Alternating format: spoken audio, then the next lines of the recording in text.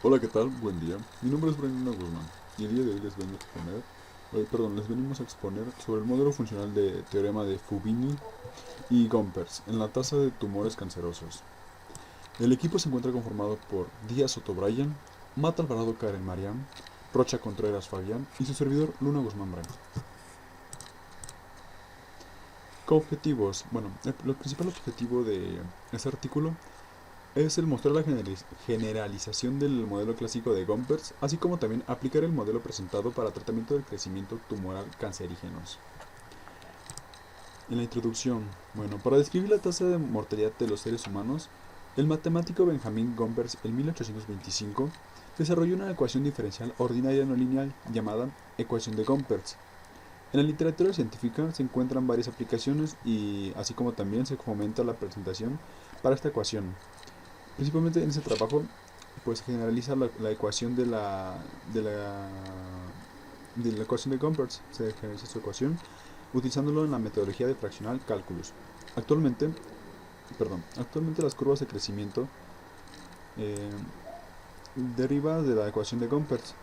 el cual son ampliamente empleadas por varios autores para análisis de datos en el campo de la biometría. Tal es el caso para estudiar la progresión del tamaño de los tumores sólidos, así como también comprender la evolución de la enfermedad en oftalmología. Bueno, esta curva se empleó en oftalmología para analizar el crecimiento del cristalino humano y en la acumulación del peso húmedo en función de la edad, así como también los usos de la ecuación para análisis de tumores cancerosos. Si considera el modelo de Gompers, que es una ecuación diferencial, tenemos entonces como principio una relación que nos da la tasa de crecimiento de un fenómeno biológico, dado con el paso del tiempo. Eh, el cálculo fraccional tiene sus orígenes en 1695 con una discusión entre Leibniz y L'Hospital tratando de definir cómo se podría derivar una función una o media vez. Varios matemáticos y personas distinguidas como Euler-Lagrange, Laplace-Fourier, Abel, entre otros, contribuyeron al desarrollo de esta teoría. Y bueno, a continuación se expondrá más sobre este. En esta sección se introducirá y se detonará por qué la función de gamma dada por alfa es igual a la integral de 0 a infinito de la constante elevada a la menos x por x elevada a alfa menos 1 de x y por f por g es igual a la integral delimitada de 0 de t de f de t menos y por f de y. De tal forma que el operador matemático se encuentra incompleto entre las funciones f de g de 0 a infinito en números reales, ya que esta expresión así tiene sentido. Y como tal, la transformada de Laplace de la función de f a 0, infinito de números reales está dada por la integral de f de s es igual a L de f de t es igual a la integral limitada por 0 a infinito de la constante elevada a la menos s de t por f de t. Eh, de tal forma que siempre que exista la integral, la, la variable se le llamará parámetro de transformación. Y para poder introducirnos a la integración fraccional, se indica que si una función continua por partes en el intervalo de 0 a infinito e integrable en cada intervalo de 0, a infinito, se detonará por la función f de j de f de t en el siguiente operador integral, que está dado como j de f de t es igual a la integral delimitada de 0 a t por f de s, de tal forma que j es el operador definido y n es el tiempo. Para lo cual, sucesivamente, si utilizamos el teorema de Fubini, obtenemos la siguiente expresión integral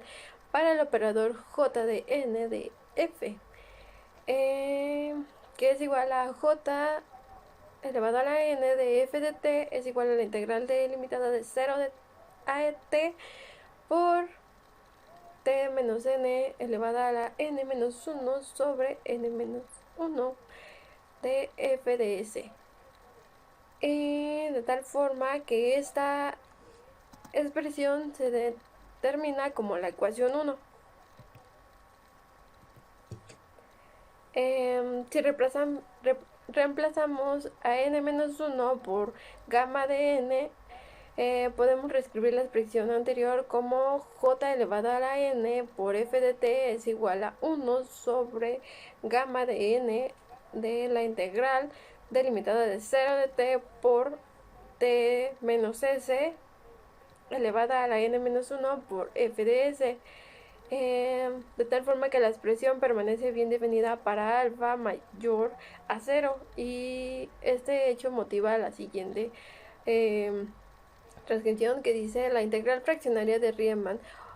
o Liouville de orden alfa está definida por la integral de j elevada a la alfa por f de t es igual a 1 de gamma de n sobre la integral de 0 a t por t menos s elevado a la gamma a la alfa menos 1 de f de s. Y como tal, esta expresión sería nuestra ecuación 2.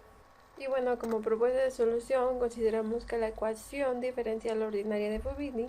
dada por derivada de n sobre la derivada de t es igual a r de n del logaritmo de k de n. A esta expresión la vamos a nombrar como ecuación 3, y a n de 0 es igual a n de subíndice 0 como la ecuación 4. De tal forma, la variable s de t es igual al logaritmo de k menos logaritmo de n cambia teniendo las derivadas. Por lo tanto, si a derivada de n sobre derivada de t es igual a derivada de n por derivada de s de sobre derivada de t, se le añade la ecuación 3 y 4, queda de la siguiente forma: que la derivada de s sobre derivada de t es igual a menos r de s de t, que esa sería nuestra ecuación 5, y a s de 0 es igual al logaritmo de k sobre n subíndice 0 sería nuestra ecuación 6. Si utilizamos el método de separación de variables para las ecuaciones diferenciales ordinarias, tenemos que la solución de la ecuación 5 y 6 está dada por s de t es igual al logaritmo de k sobre n subíndice 0 de la constante elevada a la menos tr. Tenemos la siguiente ecuación, que es n de t es igual a las constantes elevadas al menos logaritmo de k sobre n de 0 por la constante elevada a la menos r de t. Y por otro lado, introducimos al teorema de Fubini transformando la ecuación 5 y 6 en ecuación fraccionaria, en la que la derivada ha sido reemplazada por la derivada análisis fraccional de Caputo para alfa en los intervalos de 0,1, y de tal forma obtenemos la derivada de t a alfa es igual a r de s de t, y que esa sería nuestra ecuación 7, y a s de 0 es igual al logaritmo de k sobre n subíndice 0 sería nuestra ecuación 8. De tal forma, aplicamos la transformada de Laplace en la ecuación 7 y 8, y tenemos que s elevado a la alfa de L de S es igual a S elevado a la alfa menos 1 de S de 0 es igual a menos R de L de S, donde L de S es igual a S elevado a la alfa menos 1 de S de 0 sobre S de alfa más R. Por lo tanto, tenemos que la solución de S de t es S de 0 constante de alfa por menos R de ta elevado a la alfa.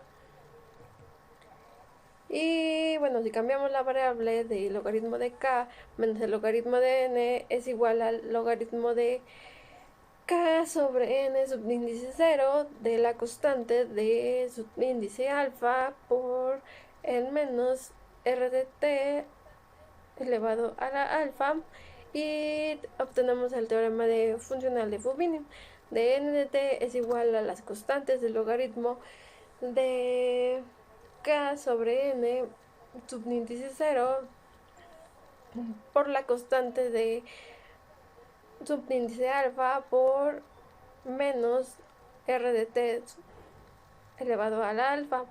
Y bueno, después de esto cabe mencionar que si hacemos a alfa es igual a 0, volvemos a recuperar el teorema desde un principio. Buenos días, compañeros, mi nombre es Rocha Contreras Fabián y a mí me tocó la reflexión del aprendizaje. Como podemos notar, la curva de Gompertz o la función de Gompertz es un tipo de modelo matemático para una serie temporal y lleva el nombre de Benjamin Gompertz. Es una función sigmoidea que describe el crecimiento como más lento al comienzo y al final de un periodo de tiempo dado. Esto quiere decir que es muy utilizada como función de activación de las neuronas que conforman una red neuronal artificial. En la implementación digital sobre la FPGA de este tipo de redes es importante la eficiencia en el área de todos los elementos de cálculo. En esta encontramos varias aplicaciones y formas de presentación de una ecuación. Actualmente las curvas de crecimiento derivadas de la ecuación son ampliamente utilizadas por varios autores para el análisis de datos en el campo de la biometría. Todo esto considerando que el modelo de Gompertz es una ecuación diferencial. Tenemos una relación que nos da la tasa de crecimiento de un fenómeno biológico dado en el tiempo. En este trabajo es una generalización para el método clásico de Gompertz, utilizando la metodología fraccional para así poder analizar la tasa de crecimiento de tumores cancerígenos, para poder verificar si la metodología permite una descripción mejor de los fenómenos biológicos reales. Como conclusión y recomendaciones de nuestro tema tenemos las siguientes. En este caso el trabajo busca ser visibilizado, porque es un modelo no tan usado en la actualidad y realmente lo que buscamos nosotros es que se detecten dichas anomalías porque pueden llegar a ser ciertamente peligrosas, como son un, un tumor o un tumor cancerígeno en el cerebro o en alguna otra parte del cuerpo, del organismo. Por eso este tipo de trabajo, este tipo de investigación que realizamos del artículo es para, mejor dicho, promover la salud humana y también ver que por parte desde las matemáticas y desde la ciencia aplicada como es la biotecnología, dar un enfoque distinto a la manera de detectar anomalías, ya que si no llegara a haber algún otro elemento o método como lo pueden ser detectores fluorescentes, por radiografías, etcétera, se puede detectar por método de